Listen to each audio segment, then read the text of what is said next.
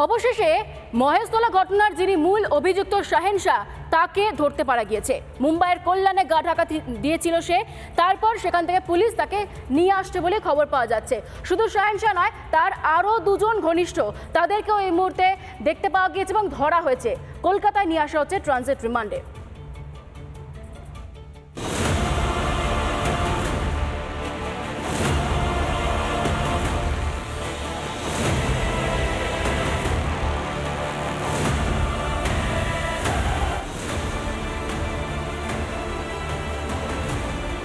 গ্রেফতার শাহেন শাহ।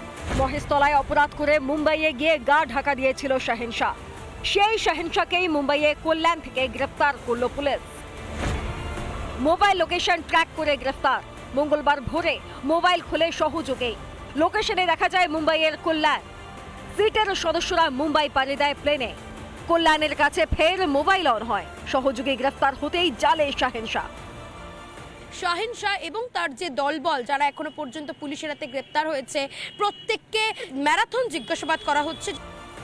এখনো ভোলা যাচ্ছে না সেই অমানবিক অত্যাচার। মোবাইল চোর সন্দেহে দড়িতে ঝুলিয়ে মারধর পরে বিদ্যুতের শক।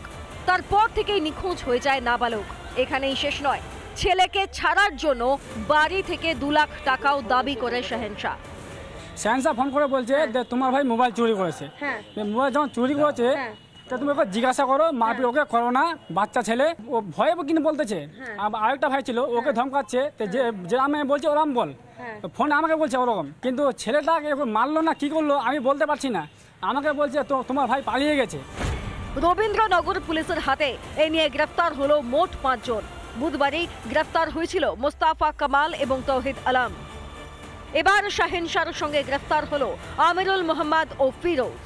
তাদেরকে আনা হবে এই ডায়মন্ড জেলা পুলিশের অন্তর্গত রবীন্দ্রনগর থানায় এবং তাদেরকে জিজ্ঞাসাবাদ চালানো হবে যে নাবালক আসলে সে কোথায় আছে, বা তাকে হত্যা করেছে না তাকে অন্য কোনো জায়গায় সরিয়ে রেখেছে। এই সব বিষয়গুলো কিন্তু খতিয়ে দেখতে চাইছে তদন্তকারী আধিকারিকেরা।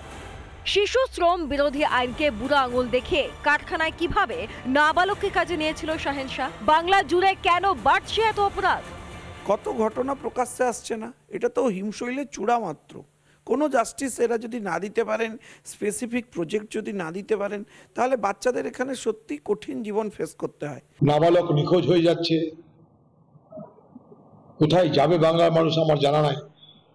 কিন্তু এটা সত্য যে বাংলায় আইন শৃঙ্খলা বলে আর কিছু অবশিষ্ট থাকছে না। শাহেন শাহর অনুগামীদের মোবাইল ফোন থেকে উদ্ধার হয়েছে আরও একটি ভিডিও। এবার শাহেন শাহকে জেরা করেই হয়তো অপরাধের হিসাব মেলাবে পুলিশ। এলিনা ভট্টাচার্য, রাজু মুখার্জি ও তুষার বিশ্বাসের রিপোর্ট, রিপাবলিক বাংলা। ক্রমশই উৎকণ্ঠা বাড়ছে। মহেশতলায় যে মূল অভিযুক্ত শাহেন শাহ তাকে ধরা গেলেও এখনো পর্যন্ত নিখোঁজ রয়েছে ওই নাবালক। 14 বছরের ওই নাবালকের এখনো পর্যন্ত খোঁজ মেলেনি। পুলিশ তদন্ত করছে। গত শনিবার স্থানীয়রা জানিয়েছিলেন তাকে লাশ দেখতে পাওয়া গিয়েছিল। আরও একটা শনিবার আসতে যায়। এর মাঝের সময় কি করছে পুলিশ? এখনো পর্যন্ত খোঁজ মিলছে না নাবালকের। দেখুন, নাবালককে মারধরের আগে কিভাবে বেঁধে রাখা হয়েছিল। তাকে দিয়ে জোর করে কথা বলানোর চেষ্টাও হয়েছিল।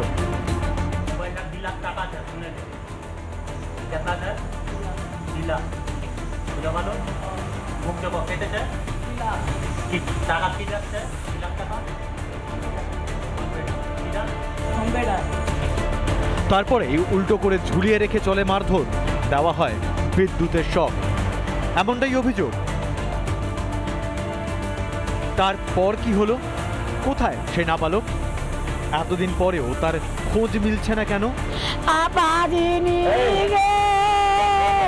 তাদের এবার জিজ্ঞাসাবাদ করা হবে সেই নাবালক কোথায় রয়েছে, সে কি আদৌ জীবিত অবস্থায় রয়েছে নাকি তার সঙ্গে এমন কিছু চূড়ান্ত ঘটনা তারা ঘটিয়ে ফেলেছে যেখান থেকে তাকে আর ফিরিয়ে আনা যাবে না। দেখতে দেখতে পেরিয়ে গেছে 8 দিন। এবার পুলিশের ওপরেও ভরসা হারাচ্ছে নিখোঁজ নাবালকের পরিবার। কালকে আমাকে ডেট দিয়েছিল যে আমরা 2-1 দিনের মধ্যে করে দিব, কিন্তু এখনো তো করে নেই। তা আমরা আর কি করব? ভরসা দিচ্ছে কিন্তু ভরসা তো করছে। নাবালককে কোথায় নিয়ে গেছে শাহেন শাহ? মুম্বাইয়ের কল্যাণেই নিয়ে যাওয়া হয়েছে নাকি অন্য কোথাও রাখা হয়েছে তাকে? আদৌ কি নাবালক জীবিত আছে? যদি জীবিত থাকে তাহলে কোথায় সে? কিন্তু পরিবার অবশেষে রাস্তা অবরোধ করতে বাধ্য হয়। এখানেই কিন্তু সেই রাস্তা অবরোধ করে আগুন জ্বালিয়ে বিক্ষোভ দেখায় এবং তারপর আজ কয়েকদিন পার হয়ে যাওয়ার পরে আজ পরিবার খবর পায় যে মূল যে অভিযুক্ত শাহেনশা ও তার যে আরও দুই সঙ্গী 3 জনকে গ্রেপ্তার করে পুলিশ মুম্বাই থেকে। তবে ঘটনার পর কবে শাহেনশা কলকাতা ছেড়েছিল এবং কোন পথে স্টেশন গিয়েছিল তা নিয়েও তদন্ত শুরু হয়েছে। শাহেনশার সঙ্গে কারখানা ছাড়ার সময় কারা ছিল তাও জানার চেষ্টা করছে সেট। তুষার বিশ্বাস, রাজু মুখার্জি ও এলিনা ভট্টাচার্যের রিপোর্ট, রিপাবলিক বাংলা। নানা ধরনের কন্টেন্ট দেখার জন্য লাইক করুন, শেয়ার করুন আমাদের ফেসবুক পেজ, সাবস্ক্রাইব করুন আমাদের ইউটিউব চ্যানেল। পাশাপাশি অন্যান্য ব্রেকিং নিউজের জন্য অবশ্যই চোখ রাখুন রিপাবলিক বাংলায়।